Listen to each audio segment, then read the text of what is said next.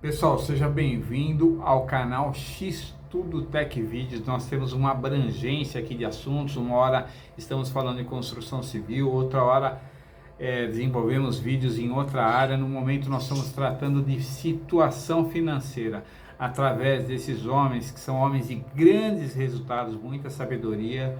Deus vai mostrar para você as posturas que você tem que ter, a organização na sua vida, para que você venha ter liberdade e nada mais falte para você.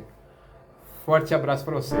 Eu fui para casa e perguntei, por que a gente não aprende sobre dinheiro na escola? Ele me olhou e disse, porque o governo não deseja nos ensinar essa matéria. O governo nos diz o que podemos e o que não podemos ensinar. Aquilo me soou estranho e eu falei, peraí. E aí eu falei, a gente não vai na escola para aprender sobre dinheiro? Ele falou, não, seu trabalho é conseguir um emprego. Então eu falei, mas a gente consegue um trabalho para ganhar dinheiro. E ele, não, só tem que conseguir um trabalho. E eu, não. O propósito de trabalhar não é ganhar dinheiro? E ele respondeu, é. Eu perguntei, por que a gente não aprende sobre dinheiro então e pula a parte do trabalho?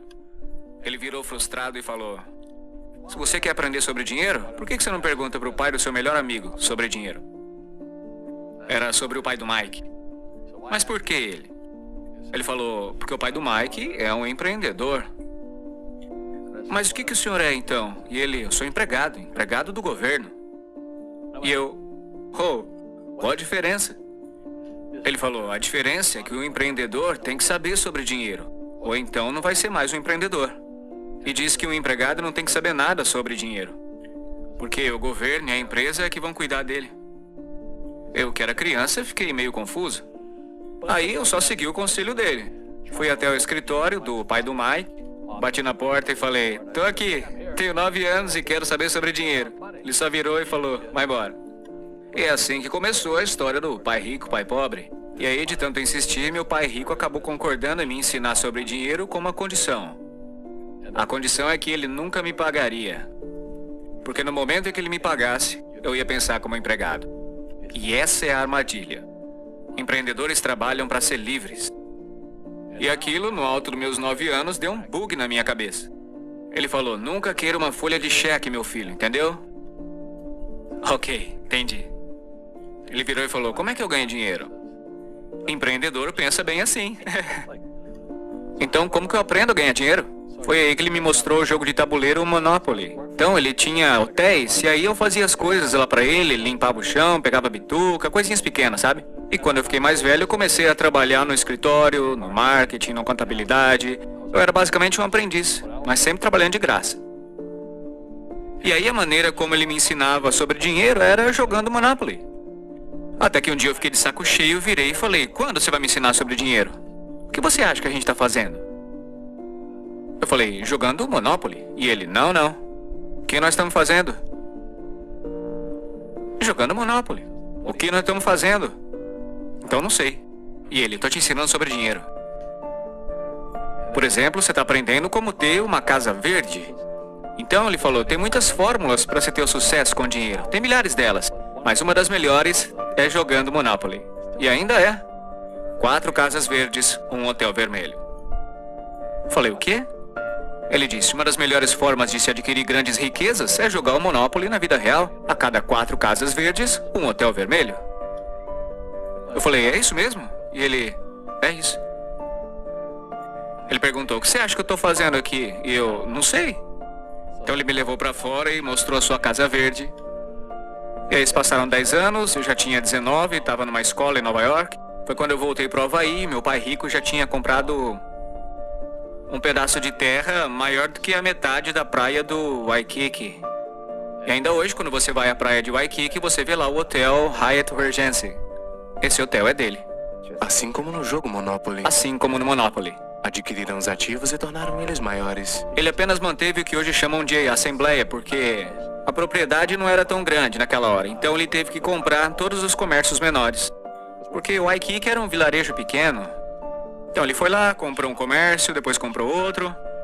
Demorou algum tempo, mas finalmente ele montou esse pedação de propriedade. E depois ele montou o Hyatt, que agora é um hotel gigante. e que depois ele vendeu por 800 milhões de dólares. Então, foi dessa maneira que eu aprendi sobre dinheiro.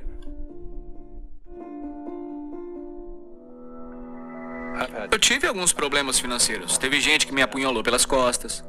Mas isso foi bom, porque me fez crescer. É o espírito da coisa. Sim. As pessoas que têm medo de errar, como ensinam na escola, não crescem nunca.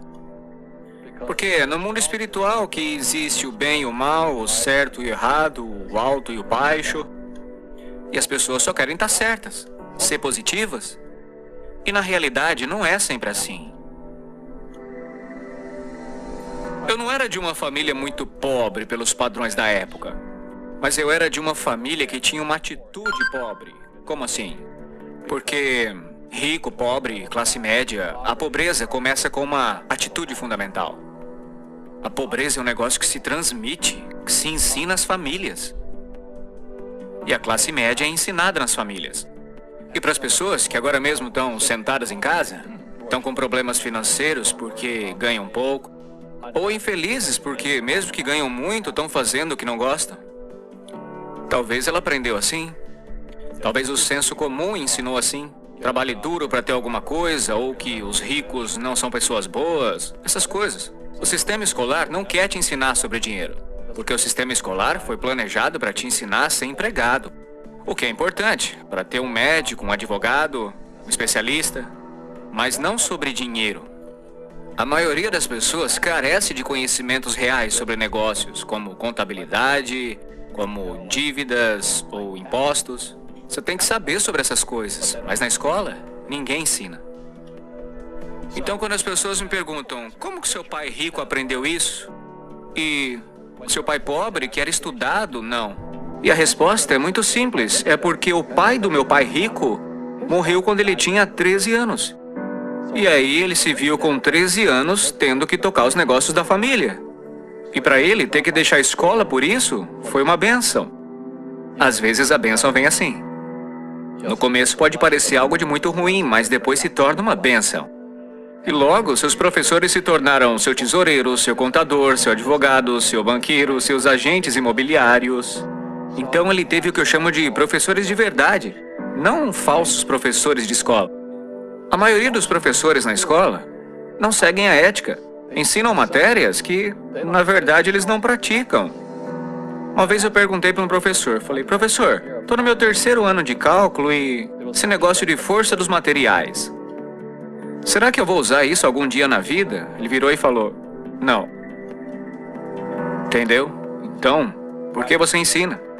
Ele falou, porque me pagam. Mas você já usou alguma vez? Não. Então, se eu posso dar um conselho para as pessoas, o que eu quero dizer é, busque professores de verdade mesmo, e não professores de mentira. E um professor falso é aquele que não faz o que ensina. E um professor de verdade faz o que ensina todo dia. Meus contadores, meus advogados estão fazendo isso todo dia. É assim que eu aprendo, com eles resolvendo os problemas dos meus negócios. Então, eu tenho contadores, advogados, banqueiros, as pessoas todas na minha descagem rápida, porque eu estou resolvendo meus problemas com a minha equipe. Tô vendo que você dá essa informação e os ricos ficam encolhidos e dizem, não conte a eles, Robert. Isso. Não diga para as pessoas o que você sabe. Mantenha os pobres. Então, isso aí é antigo, né? Eu não sou religioso, mas a Bíblia fala, vocês terão pobres por perto sempre. Porque tá aqui, ó. Não é? Essa mentalidade do medo... Estão em suas palavras, e as suas palavras se tornam realidade. Ok, eu não sou muito religioso, mas... quando a pessoa fala, não posso, não consigo... ela se afunda. Se torna aquilo que disse. Meu pai formado falava, você acha que dinheiro dá em árvore? Não dá pra comprar isso? E meu pai rico dizia, é por isso que ele é pobre. Um pobre diz, como é que eu vou comprar isso? Nunca vou poder pagar. Porque no fundo isso é um escape. Isso é um escape, entendeu? É mais fácil falar assim. E o seu pai rico dizia o quê? Em vez de não tenho dinheiro pra isso. Como eu posso pagar? Como eu posso fazer? O que é necessário fazer para chegar lá?